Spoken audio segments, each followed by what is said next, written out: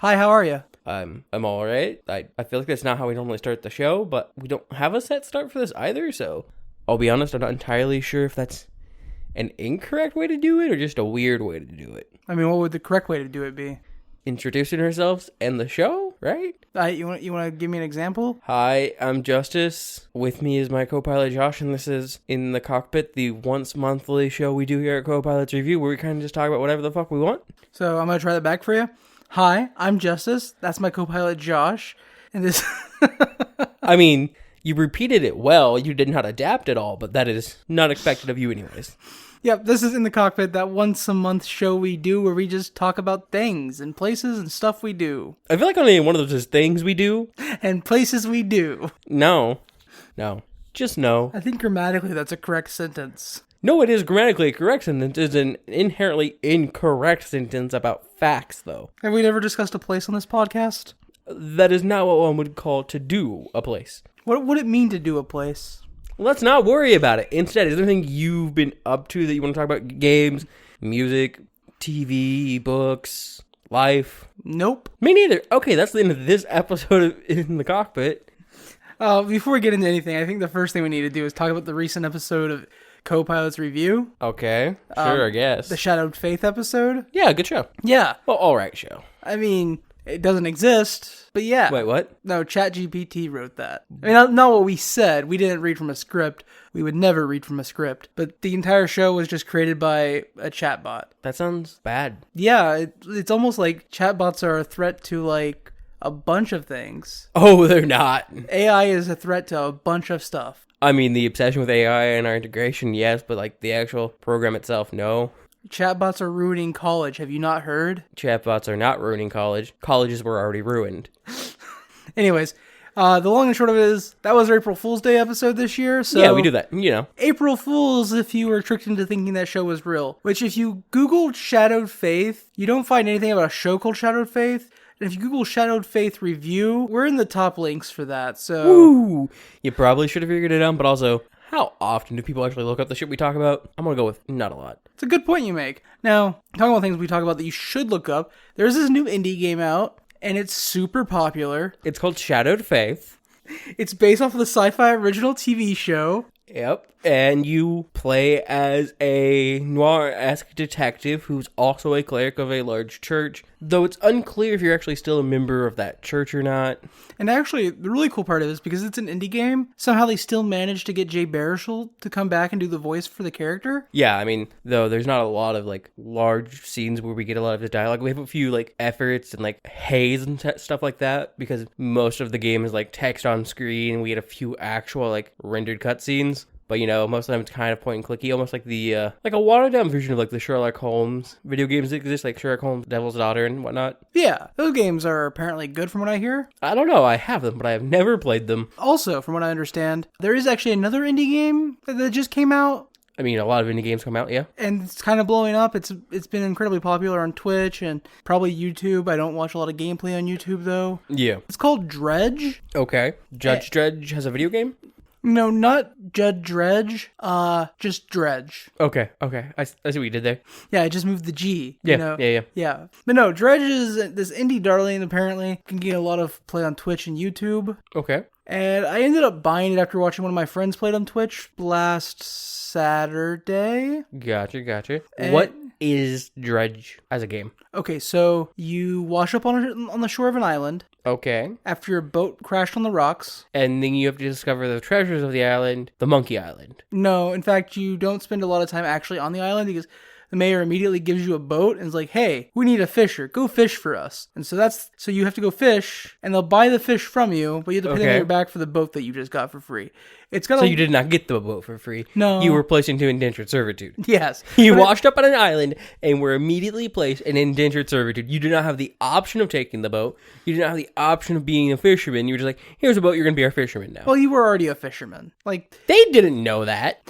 But it takes like 2 in-game days to pay him off. It's not like that much effort. I mean, it's still a problem, but continue with your weird indentured servitude game. If somebody wants to give me a boat and I can go fishing for 2 days and pay them back, That's a good trade. Except from what I understand about the game, you're not just fishing fish, you are fishing fucking Lovecraftian monsters. I would hope I could pay that off, because I assume the price is so fucking high because of the risk of death. Well, I've only died once. Okay, but I'm talking about, like, in a general sense of the in-world lore. Like, I would assume people die a fuck ton. Oh yeah, boats, there's all kinds of boat wrecks everywhere, and Yeah. we don't know why you were originally out boating. We assume you're a fisherman. We don't know that for a fact. Indentured servitude. Continue. But then you get recruited by this mysterious man to go dredge up treasures from the deep. Okay. And he gives you magic powers every time you give him a treasure. So I don't know what's going on there.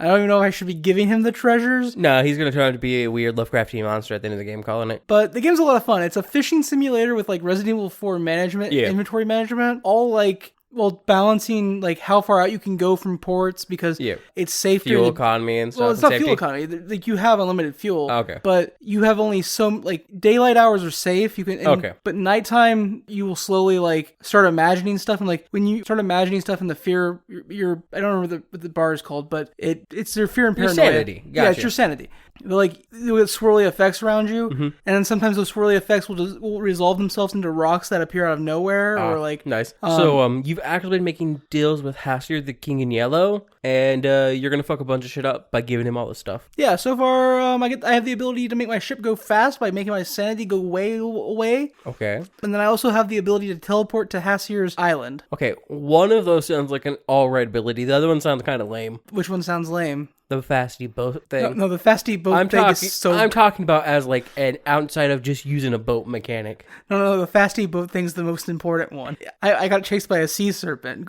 Losing my sanity to go fast felt good. Or you just teleport away. I didn't have to teleport yet. Cool. Then it sounds like it wasn't better. It's just the one you had. Also, I needed to be in the area, so I just needed to like outspeed the serpent so I could go dredge up a treasure to give to Hassier to get the ability to teleport. Whatever. But yeah, no, it's a lot of fun. There's like individual character stories and side missions going on and like weird stuff to find. You also kind of got like a collection tracker thing going on. And certain fish can only be found at night, so even though it's dangerous to fish at night, those fish are also worth more money, and you need money to continually upgrade your boat so your boat can be better so you can go further from ports. To paraphrase a paraphrasing, though, I feel like it's safest to say, don't fish at night. Yeah, except you should, because that's how you get like some of the really expensive fish. Yeah, I mean, I understand the concept. Yeah, game is a lot of fun. I've had a lot of fun with it. I'm like 7-8 hours in.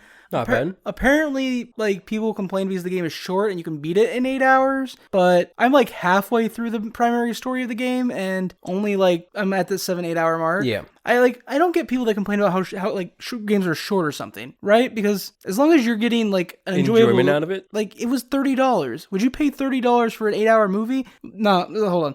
Would you pay $30 to see 4 movies? Yeah. Like, but even then, a lot of times when I see people complaining about the length of the game, it's like, well, the main story is only like 8 or 20 hours long. Like anywhere from that time range, I will see people complain about the game being short. And it's just like, okay, but you said the main story, so you're telling me there's other things you can do on the side and side stories and stuff. You just don't feel like engaging with them, so the game is short. Yeah, it's like people were complaining. Like I've been playing Lost Judgment. I guarantee you, I could have beaten the game that I've been playing it now if I didn't do the side stories and if I didn't run around and do things that I found enjoyable in the game. Marvel Midnight Suns has some complaint on it online because people are like, "Oh, you can beat the main campaign in 30 hours." 30 fucking hours. Yeah, but it is a full-blown AAA title.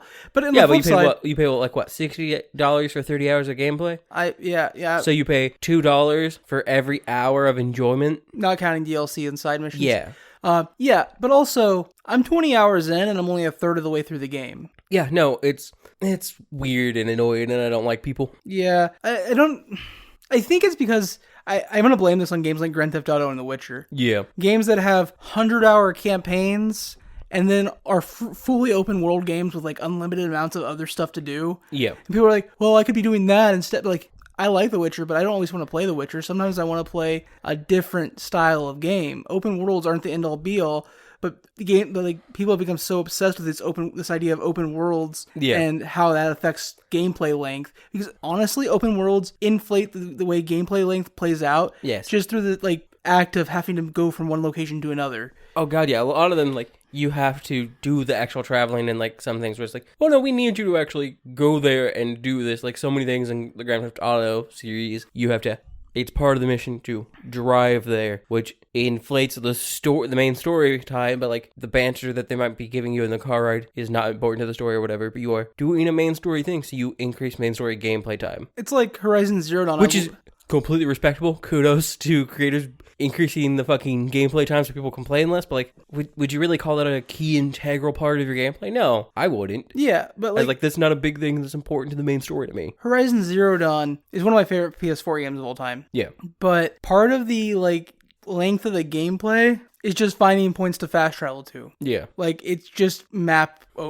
exploring. Which people do anyways. But by making it part of the main story, they've increased the main story time. Whereas on the flip side, games like Red Dead, which do not have fast travel until a certain point in the game, yeah, literally are artificially extending the length of the gameplay by making you actively ride from place to place. Yes, and that doesn't make the story it makes the story longer, but artificially so. Yeah, I love Red Dead Redemption. Red Dead 2. These, like I said, are completely viable ways to extend the length of your game's main story. But my point is, fans care about the big number. They don't care about what that main story gameplay consists of, because a lot of like long hour campaigns, when you look at it, a lot of that time is travel time or things that they will otherwise actively complain about, but when it taken as all part of the main story runtime, they're like, yeah, but the story was really long. And then if you're like, well, how much of that was actual story, or how much of that was actual gameplay that you'd enjoyed of it, they'd be like, I don't know, probably like 50 to 70% of it. Midnight Suns has no travel time. Yeah, because so you can run around the campus of the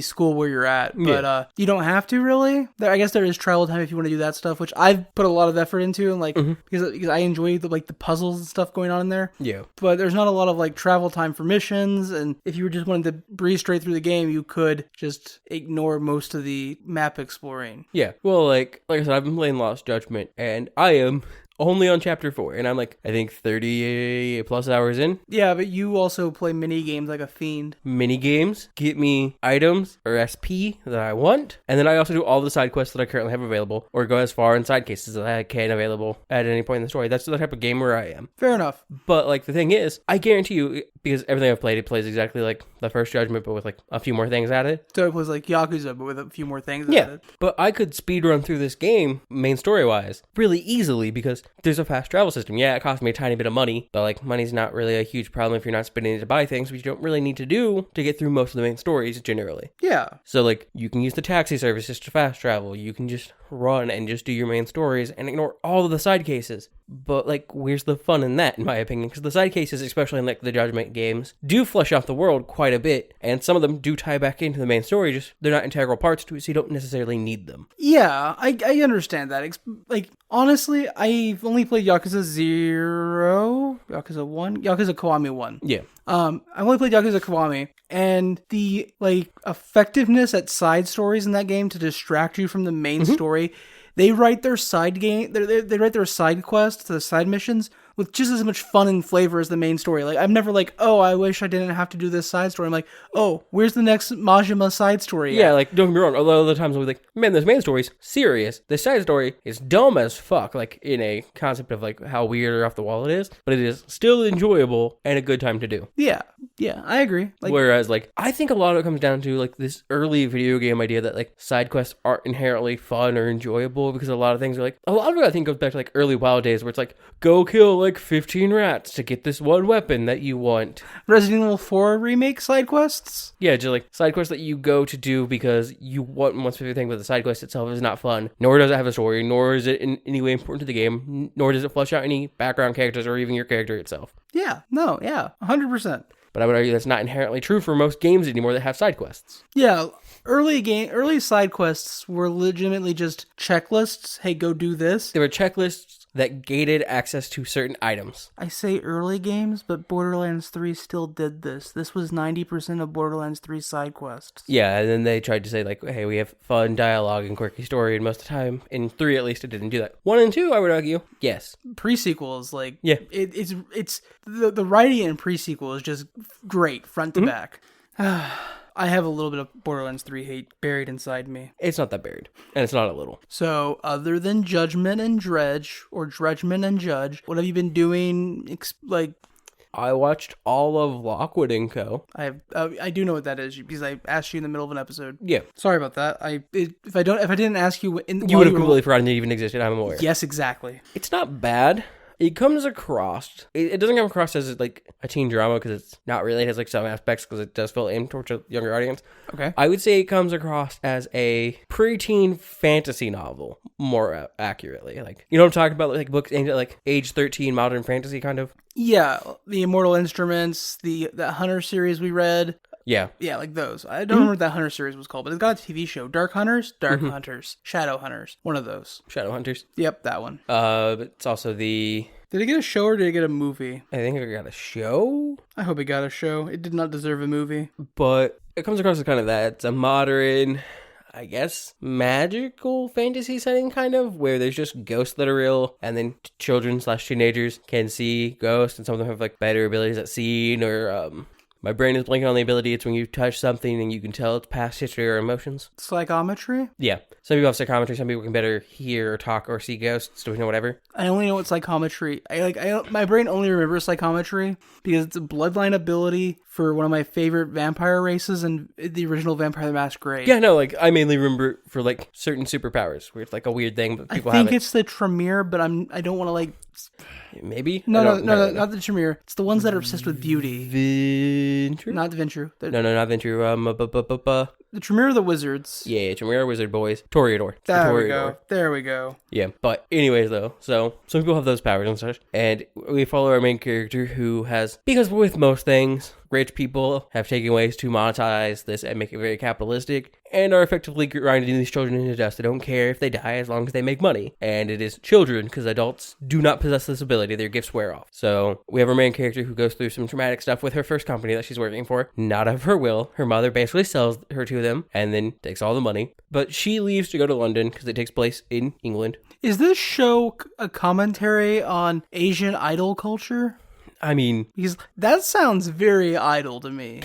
I guess you could kind of see that because like they can be very popular and well known in this world. Like they are some of the most famous figures. So, but she goes to London to try to join a better agency, gets turned down from all the big ones, and joins up with an agency. Oh, so it's an idol that like got screwed over by her first agency, and she has to go find a better one. And none of them accept her. I'm telling you. I just figured out what this show's about. And so she joins one ran by another ghost hunter. So he's a teenager, and he only has one other employee who is also a teenager. And they do a bunch of things, and they are really good at their job, but they're not respected, obviously. And they get tangled up into some intrigue and stuff. It's only one season. It was fairly good. The effects weren't the best, but I mean, honestly, I wasn't expecting that. But like, the story was fine. It was entertaining, and I enjoyed the basic idea of the setting. Nice. Yeah. I don't think it was I don't think the writers probably wrote it as a critique of idol culture. But you could definitely do what I see it, yeah. The way you described it, my brain clicked it. For me, the only things I've been watching are wrestling, which I'm not going to deep dive into because I have not just become aware of how like hard wrestling is to understand from an outside wrestling perspective. Yeah. But I've become how aware wrestling is to understand if you don't follow that wrestling company. Yes. So I'm not going to deep dive into that stuff. But I have been watching a bunch of Supernatural as well. I'm now halfway through season 11. The thing that kickstarted me back to watching Supernatural was this super long Tumblr post that appeared on my Facebook or Reddit. I don't know. I don't use either of those. Those aren't real sites. And it was talking about the episode Baby. Yeah, the one about their car. Yeah, which is all filmed from the car. Nothing that happens in that episode nothing we see in that episode happens outside of the car's vicinity. Yeah. Because all the camera shots are from the car. And it was talking about how, like, during one of the opening scenes of that episode, Jared Padalecki and Jensen Ackles, it was a scene of just the two actors, like, chilling in the car. ad-libbing and chilling and, like, hanging out. And it ended up making it into the final cut of the episode because of the chemistry between the two actors. Yeah. And I was like, that sounds awesome. I want to see this because, like, Supernatural fans are hyping it up. And I was like, that sounds really cool. Want to see it. Watch the episode. Very good. Very glad I got there. And once I got to that episode, I kind of just petered out on Supernatural because I binge TV shows to such a point that I won't watch them again for 2 to 3 months at least. How's Lost going? Lost is going great. I'm still in season 2. How's Doctor Who going? I am on the last Capaldi season, so we're almost there. How's One Piece going? I haven't read Skypia for a month now because I hate Skypia. Yeah, I feel like there was any other thing you said you were going to watch at some point, but I don't remember what it was. I want to get Dragon Ball done this year. No, I was talking about one thing you had already started watching and said you were going to get and you watched it. I don't remember what it was. Outer Banks? Maybe. I'm 4 episodes into season 3. You got issues, bud. Yes, I also need to go back and rewatch all of Money Heist so I can watch the 2 new seasons of Money Heist I haven't watched. You just got completion issues. Yeah, it's the exact opposite of the issues you had when we started co-pilots. Yeah, instead that has just transferred to, I have an issue starting watching anything. I just don't do it anymore. This podcast from the get-go was terrible for me because I'm already like dabbling all my fingers in all the pies like, ooh, look at this TV show, look at this TV. Whereas me, I was just like, I'll watch all of it. And now, this has solved my issue of starting shows I don't want to watch and finishing them. Instead, I just don't start shows. Man, I was talking to a coworker the other day. Yeah. And I didn't know if he liked anime or not, but like we ended up talking about anime. Okay. And he brought up Chainsaw Man. And yeah. I realized when he brought up Chainsaw Man, that was the last anime I watched. Like the entire season of. Yeah. I can't even think of another anime I've watched an entire season of other than One Piece in the last year. I did, however, recently watch an anime movie. Yes. Goodbye Donglies, which is anime Stand By Me. Yeah. But to the degree that the director's interview on the disc she had questions about Stand By Me. She had to be like, no, it's not anime Stand By Me. I started working on this before, and then I watched Stand By Me while working on it as an inspiration. It is anime Stand By Me. That said, it's very good, and the art in it's very, very good. Like the landscapes and all the scenery, God. But yeah, if you've seen Stand By Me, you've seen Goodbye Donglies. Yep. I think I'm out of topics. That is surprising. Yeah, because normally you run out first. Normally I don't have topics to begin with. I fly by the seat of my pants and I talk about things as they arrive. Do you have any more topics? Or did you actually run out first and I just filled space? No, I definitely have topics. I started watching / listening to a new actual play. I'm not very far into it. It's a PBTA Monster Hearts actual play. Because I like PBTA and I like Monster Hearts because that's just a trope I enjoy. PBTA is a really cool system. Yeah. For those not in the RPG circles, it's powered by the apocalypse. Yeah. And it's a really hacky system. And by hacky, I mean you can do anything you want with it. Yeah, whereas the group doing the actual play, like the organization, the network, that's what I wanted, has like other PBTA games they have a Masks one that I kind of want to start watching at some point. Whereas people will tell you Dungeons and Dragons you can use it to do anything you want. No. They're liars. That is, I only know one system, so I'm going to make everything work instead of learning a new system and supporting better creators. The people who are like, I want to play this, but in Dungeons and Dragons, are literally like the child who has one of those shape games, and they have a square peg, and they filled all the other holes except the circle hole and the square hole, and they're just like, square peg, gonna go in that circle hole. I'm gonna make it. Yeah, it is disappointing when people do it, but whatever, they do anyways. But it's been alright so far. Monster Hearts is a game that can easily go beyond content that people are okay with, because it is a game where you literally have an action or ability called a sex move. Sex moves. Most Body people, moves. And most people, when playing, I assume, and definitely with this actual play, it's the basic rule of, hey, more often than not, we're always going to fade to black. Like, we're not taking anything past a certain point, obviously. No, it's the rule of cool. You do all the sexy moves. No. But yeah, so like the game itself is kind of built to naturally be a bit more mature, but it's really meant to focus around the fact that you are playing as teenagers, you're not entirely sure of who you are, stuff. Like, one of the best things is you don't have any like set ideas of like, as a character on a sheet, basically you have no set attractions to sex, gender, or personality traits. Like, you might have something as your character that you're playing towards like, I'm more going towards this, but you can be seduced by anyone. You can find anyone attractive because you are a teenager. You don't know what the fuck you like yet, which is nice, and it's kind of neat. But the thing that I like about it is I enjoy monster teen drama bullshit. I watched Teen Wolf. I love the Monster Prom games. It's kind of just a weird niche that I enjoy.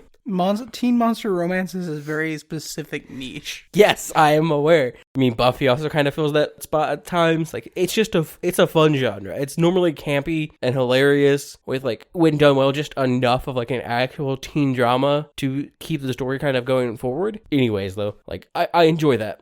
To the degree that I still have a teen drama that I want to exist that's entirely based off of Monster Hearts one-shot. It was from the One Shot Network years back now, I believe. And the premise for theirs was like CW, MTV, and all that shit had sexy monster team dramas that we've had werewolves, we've had vampires with movies and stuff, we've had like zombies with like warm bodies and whatnot. And they're just like, we haven't really had sexy mummy teen dramas. Like, I think the closest we get with sexy mummies is like the Scorpion King, kind of. But that's not a sexy mummy teen drama, so it doesn't matter. But one of the things that I think that was really fun about that one shot is it wasn't like the first episode of the show, right?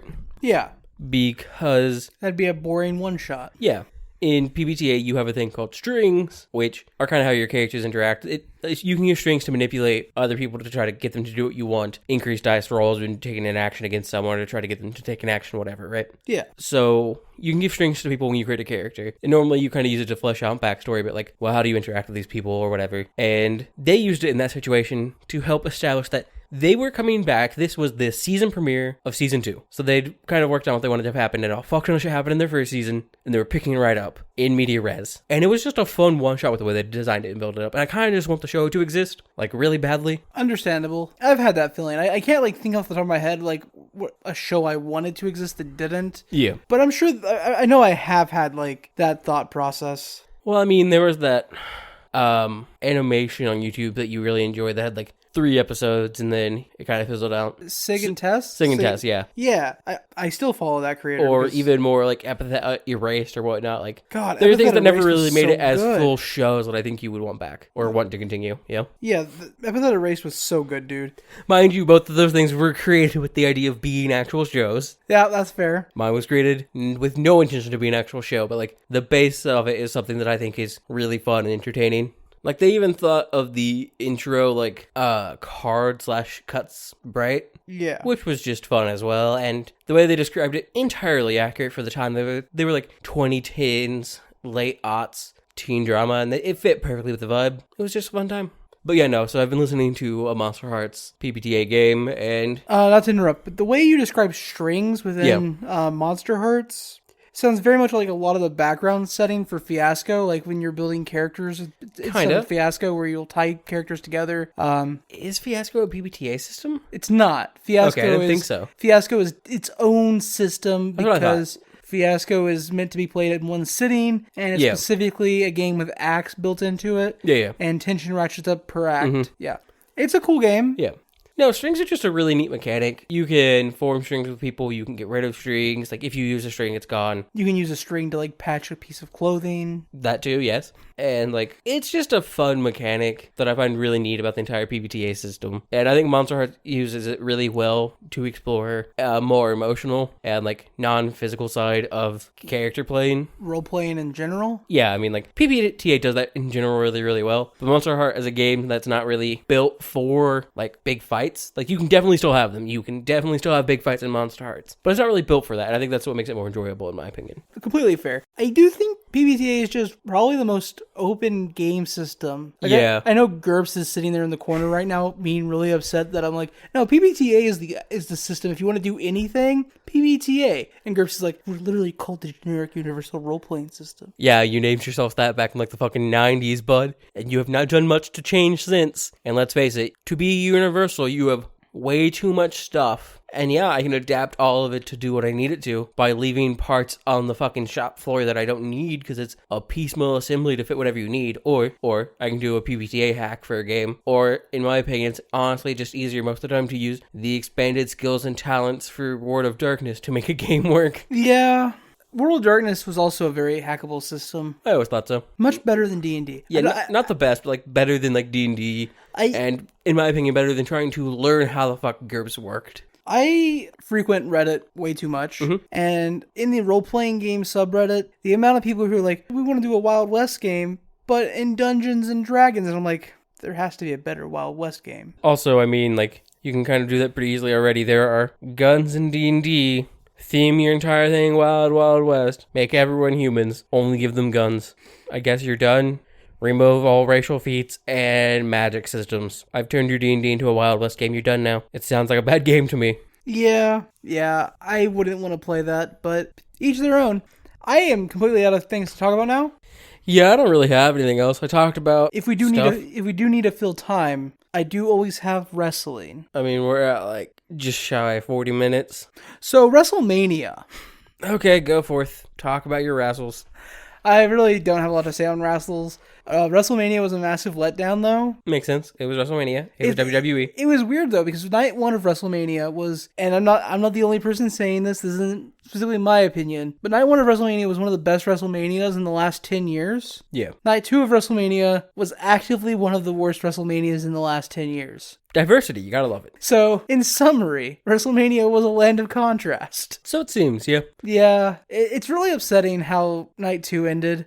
They were telling a story about a homecoming hero and this build up to like fulfill his father's dreams. Yeah. And how this was the moment that they were going to reach the end of the story. And then they just went, lol, nah. Nice, very nice. Gotta love that shit. Yeah, it's my favorite part of wrestling. I love being swerved by bad swerves. The worst part is, and this is 100% the worst part of WWE, they for some reason like have this, and even WWE fans have this mentality where they're like, well, the ending was predictable, so they had to change it. Let me tell you something about predictable endings. They're predictable because they're good. Yeah. Like, there's a reason why M. Night Shyamalan isn't, like, viewed as an auteur director. It's because, as good as some of his films are, twist endings don't really, like, aren't the best storytelling mechanism. Yeah, and his best twist endings are ones that if you've been paying attention, you can kind of see coming. Like, honestly, one of his best twist endings, in my opinion, is Sixth Sense. And if you're actively paying attention throughout that film, even if it's your first time, I've literally sat and watched someone watch it for the first time, and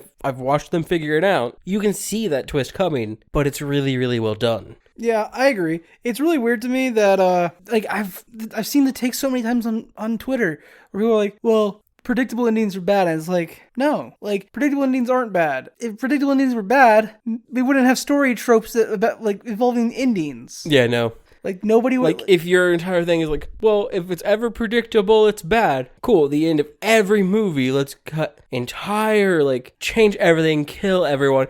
Except sometimes don't, because then it'd become predictable. Well, it's like, at the end of Infinity War, we didn't, like, because MCU is like such a big flagship. End of Infinity War was legitimately a shocking ending because the hero was lost. Yes. But we knew that by the end of Endgame, they would win. Yeah. And we knew that before Endgame even started, like, doing advertisements. We knew it before Endgame.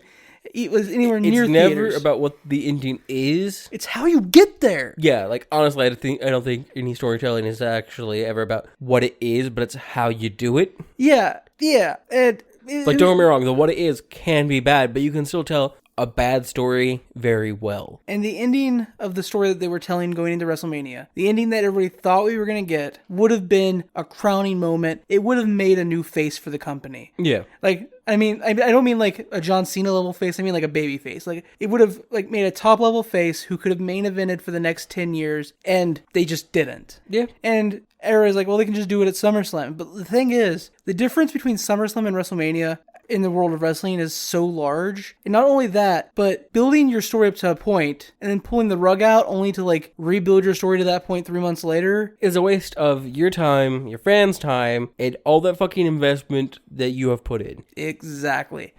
When I talk about wrestling, literally cutting off your nose to spite your face. Mm-hmm. When you talk about wrestling in the abstract, I think there's a lot of stuff that you can talk about. Yeah. And in this case, WrestleMania, the issues with WrestleMania were all abstract from the get-go. Other than the fact that Asuka lost again and she's now 0-6 at WrestleMania. It just seems like a bad thing when you're trying to push someone to be really popular and big and good at their job. Yeah. I want to posit the idea that it also might be some inherent racism on Vince McMahon's part. Yeah, I was gonna say that, but I don't watch enough wrestling. I just know Vince is an angry old white man. Yeah. A sexist angry old white man. Mm-hmm. At one point, WrestleMania 12 or 11, Hogan was supposed to wrestle Bret Hart for the World Championship. Yeah. Which would have been one of the biggest matches of WrestleMania. Hogan backed out of the last second, so instead it ended up being Hogan versus Yokozuna. Nice. I bring this up because Yokozuna, as much as Vince was like, he's Japanese, Yokozuna was Samoan. Yeah. He's related to the Anoa'i family. Nice. Like, and that was 30-something years ago, but it still holds true for Vince. Like, yeah. Anyways, I'm done filling time with wrestling. Cody Rhodes should have won. That's the end of that. But is it time to sign off and wait for the next flight? I mean, sure, I guess. Okay, well, I do want to say before we sign off, we have a surprise coming up for our anniversary. So if you enjoy Copilot's Review, we are celebrating our 3rd anniversary on May 2nd. Which is weird. We'll be starting our 4th year of this podcast on May 2nd. Which is weird. 4 years is so long. Yeah. But we have a special surprise for the 4th.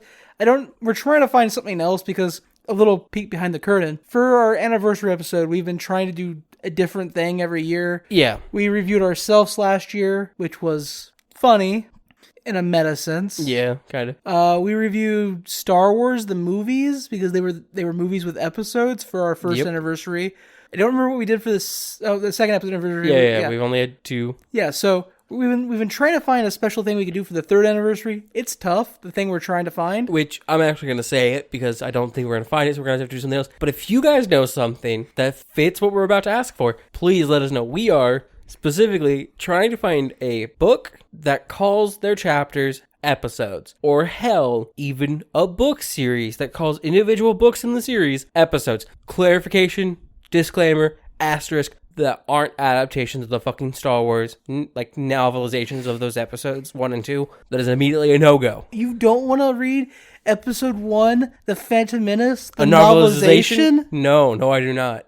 But if you can think of a book that the chapters are listed as episodes, or a book series where it's like episode 1, insert book name, and then episode 2 for the book, that would be great. We just cannot find anything that does that. There's no easy repository to find a list of books that fit those criteria, because apparently that's not something people actually care about. Yeah, it's a little upsetting. I'm sure it has to exist. I know it's existed. I can guarantee I have read a book before that calls its chapters episodes, but I don't fucking know, because who the fuck pays attention to chapter headers? Unless it has a fun, quirky chapter name, in which case you still don't pay attention to what the chapter is. You pay attention to the fun, quirky name it gave it. Yeah, it's actually upsetting how hard it's been to find this. Mm-hmm.